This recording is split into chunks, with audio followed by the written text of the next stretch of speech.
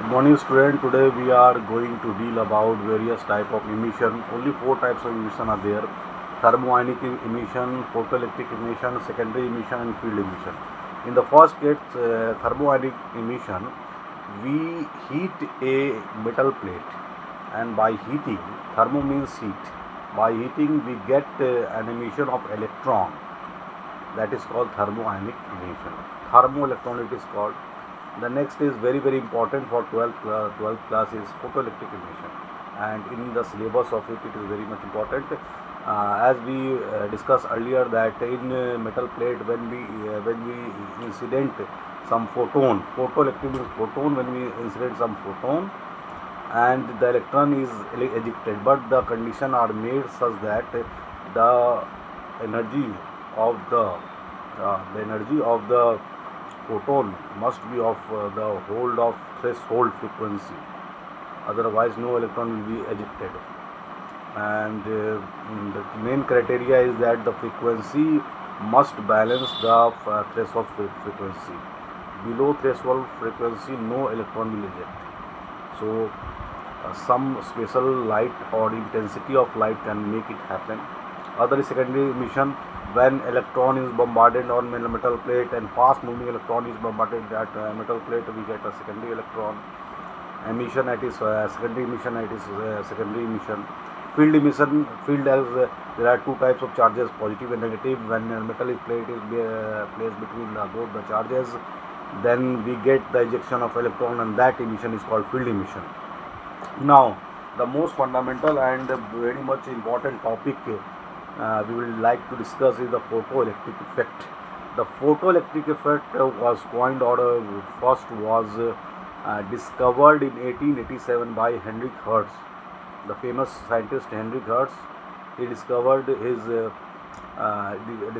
photoelectric effect in 1887 during his electromagnetic wave experiment. I think it is accidentally found by Heinrich Hertz, but the total and the whole soul explanation of experimental fact was done by William Holland or Linard and Linard. The two times scientists made the fully experimental verification of this photoelectric effect at the year 1886 to 1902. This was the duration. What was the experiment? We first examined the experiment by looking back and going to the 9th class or 8th class or 6th class as the courses prevail. This is a what is this? This is a type of chamber, and Dalton I think cathode ray and anode ray and canal ray was at the time when electrons and proton was discovered.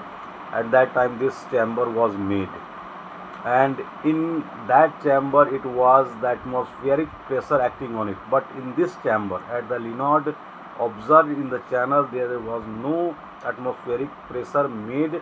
Here the main phenomena was done by the UV rays.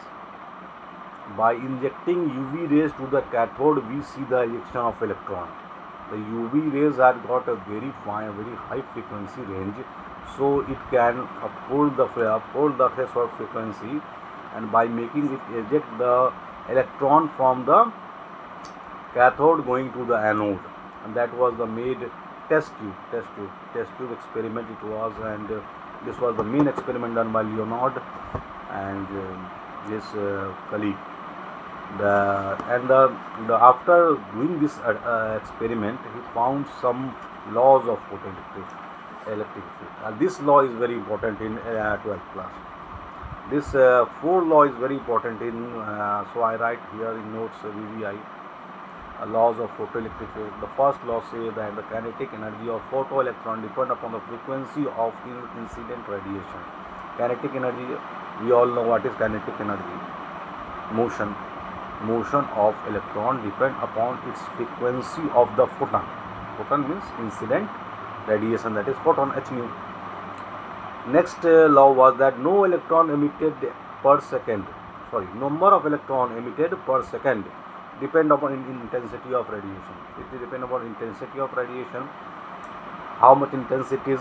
There is no time lag between incident and emission radiation. As the photon is incident, like that electron is ejected. No time gap or no time lag is done between the two.